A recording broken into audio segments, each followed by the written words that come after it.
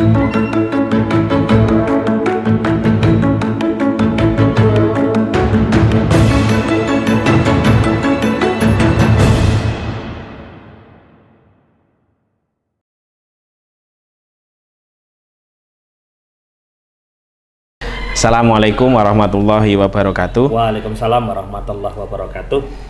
Selamat siang Pak Ervin. Selamat siang Pak Rizka. Terima kasih. Di sini saya diizinkan dan Pak Ervin meluangkan waktu untuk memenuhi tugas saya terkait dengan wawancara tugas guru penggerak, di mana tugasnya itu tentang mengetahui atau wawancara terhadap bagaimana cara pengambilan keputusan di sekolah gitu, terutama Pak Ervin itu yang menjadi kepala sekolah di SMP Muhammadiyah 4 Yogyakarta. Nah, untuk wawancaranya pada hari ini Senin 12 Februari 2024 di SMP Muhammadiyah 4 Yogyakarta. Mulai langsung pertanyaan pertama ya Pak. Selama ini bagaimana Pak Ervin itu dapat mengidentifikasi kasus-kasus yang merupakan dilema etika atau bujukan moral, terutama di sekolah begitu Pak? Baik Pak Rizka, matur nuwun sangat. Alhamdulillah kita bisa wawancara untuk panjenengan supaya segera selesai di CGP-nya. Baik untuk identifikasi kasus-kasus yang ada di sekolah itu merupakan bujukan moral atau dilema etika. Itu adalah ketika kita melihat satu kasus itu, kita perhatikan, kita lihat apakah dari kasus itu kita identifikasi, kita lihat di belakangnya ini apakah itu baik dan baik atau ada baik dan tidak baik. Nah, ketika kita lihat itu tadi, kita sudah bisa menentukan, bisa mengidentifikasi, oh ini baik dan ini yang baik dan buruk istilahnya begitu ya. Kalau baik dan buruk sudah kita ketahui, dan baik sudah kita ketahui, maka bisa kita lihat mana yang itu nanti bisa menjadi apa istilahnya, diambil keputusannya. Diambil keputusannya. Ketika baik dan buruk ya sudah ya diambil yang baik. Tetapi apabila yang baik dengan yang baik, itu nanti kita ada beberapa hal yang harus kita perhatikan. Karena baik dan baik itu intinya baik semua itu kan harus bisa dilakukan. Tetapi akan kita lihat, kita identifikasi yang skala prioritas yang mana yang akan dilakukan. Dan skala prioritas itu bukan kepada saya, bukan kepada perseorangan, tetapi kepada sekolah. Ada aturannya dari sekolah, ada SOP-nya dan lain sebagainya. Tetapi tidak melihat ke pribadi-pribadi gitu ya. Ketika sekolah ini melihat bahwa yang baik dan baik ini, A dan B ini, kita lihat mana skala prioritasnya, kita ambil seumpama yang A itu ternyata skala prioritas untuk bisa digunakan saat ini atau nanti dijangka beberapa waktu, dan yang B itu skala prioritasnya bisa di tahun berikutnya begitu. Yang kita ambil yang nah, jadi itu untuk mengidentifikasi. Selamat Pak, makasih ya Pak. Selama ini bagaimana Pak Ervin itu menjalankan pengambilan keputusan di sekolah, terutama kasus-kasus yang tadi ada dua kepentingan. Kalau Pak Ervin mengatakan baik dengan baik, itu termasuk ke dilema etika begitu.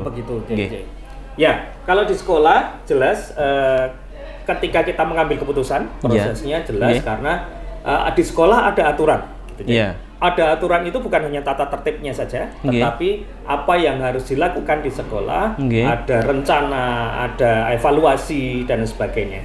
Nah, ketika ada kasus yang itu tadi baik dan baik, sekali lagi untuk mengambil keputusannya itu tadi, betul untuk pengambilan keputusan itu ketika pengambilan keputusannya berarti harus sesuai dengan aturan sekolah itu tadi. Aturan sekolah. Kemudian kalau rule-nya sebetulnya ada tiga hal, aturan sekolah, kemudian agama yang kita anut ya, Islam itu ada aturan-aturannya. Yang ketiga adalah moral value di lingkungan sekolah dan juga di lingkungan masyarakat. Jadi ketika itu nanti ada, terus kemudian ternyata A dan B itu ada semua, maka kita lihat ya skala prioritasnya tadi. Itu kayaknya juga termasuk langkah-langkahnya ya Pak. Langkah-langkahnya berarti ada prioritas ke peraturan sekolah, menentukan itu, kemudian berhubungan dengan peraturan yang ada di agama kita, terutama di sekolah kita itu kan yang sekolah Islam ya Pak. Siap. berarti itu juga menjawab di pertanyaan yang ketiga, yaitu tentang nggak apa-apa. Tadi sudah menjawab juga, malah justru menjawab juga yang ada di langkah-langkah atau prosedur yang dilakukan selama ini.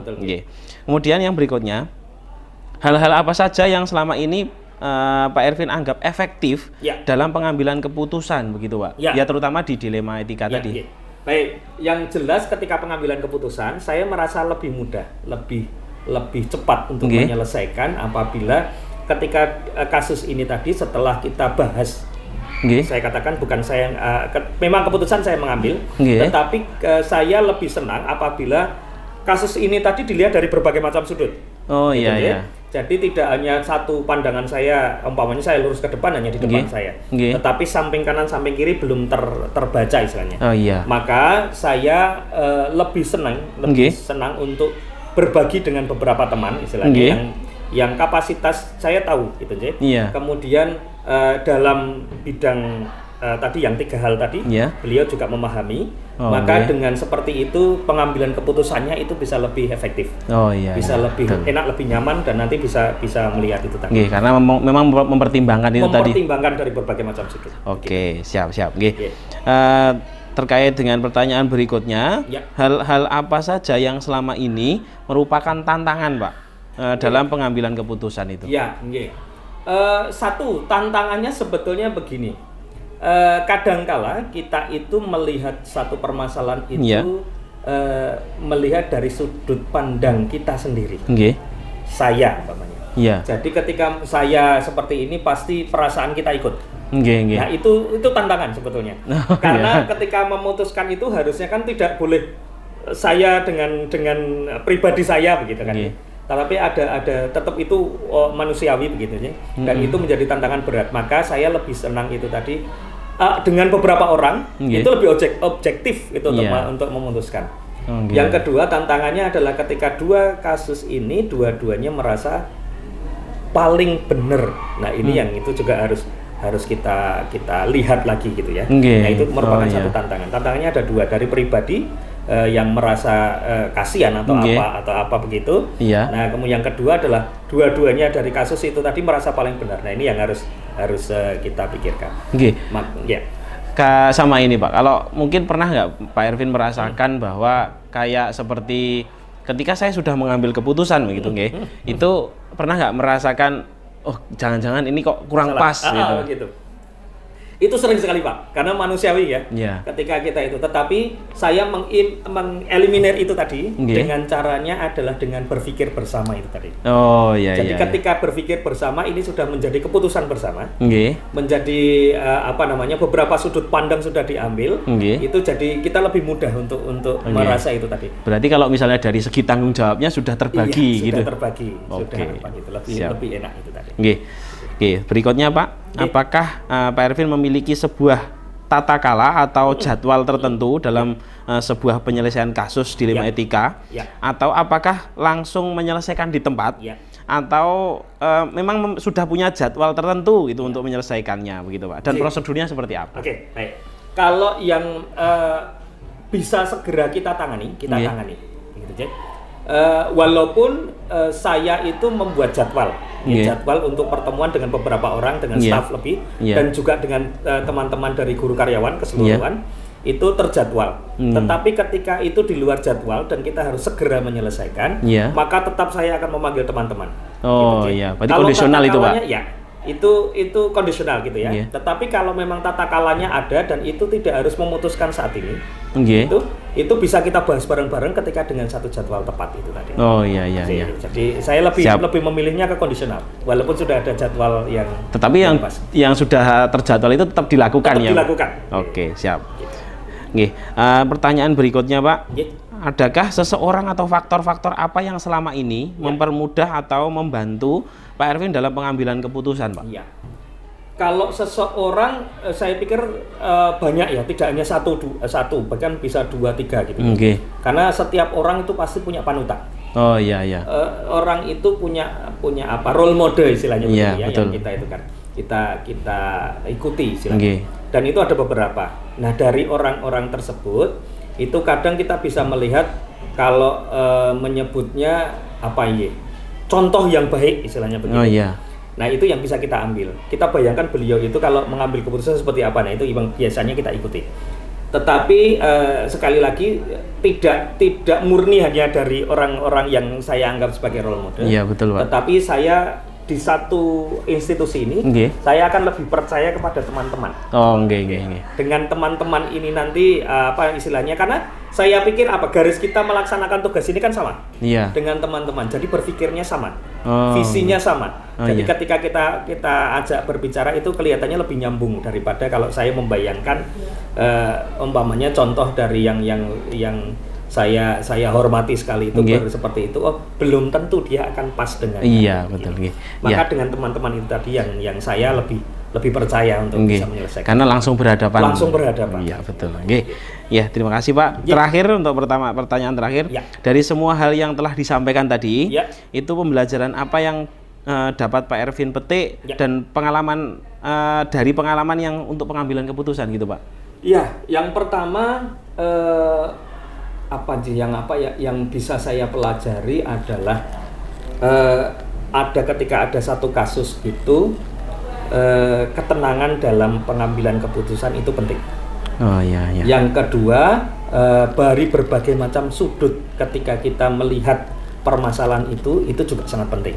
Jadi kita tidak terburu-buru mengambil keputusan, tetapi kita mematangkan bahwa ini ada permasalahan seperti ini, kemudian ada 3 yang harus kita menjadi pertimbangan, pedoman gitu tadi. Kemudian dari sudut pandang mana kita akan melihat dari beberapa teman itu, dan insya Allah kalau itu sudah semuanya sudah ada semua istilahnya gitu, itu memutuskannya akan lebih mudah. Karena ini masuk ke ini, indikator ini masuk ke ini semua. Yaudah, kalau yang ini ada 5 indikator umpamanya, dan yang satunya 4 indikator, semuanya baik, berarti yang 5 indikator yang bisa kita laksanakan. Oke, baik, Pak. Kalau dari yang Pak Ervin sampaikan memang saya ambil garis besarnya itu bahwa kita mengambil keputusan itu dari segi skala prioritas, kemudian dari berbagai sudut pandang, terutama teman-teman yang berkompeten di sini dan mengetahui istilahnya situasi yang tersebut. Kemudian juga ada panduan yang dari segi peraturan sekolah, kemudian dari agama terutama agama Islam, kemudian sama moral value yang ada di sini. Mungkin itu, Pak. Terima kasih atas wawancaranya. Alhamdulillah. Mungkin itu, semoga nanti bisa saya kumpulkan tugas. Alhamdulillah. Semoga terus selesai. Terima kasih. Saya akhiri. Wassalamualaikum warahmatullahi wabarakatuh. Waalaikumsalam warahmatullahi wabarakatuh.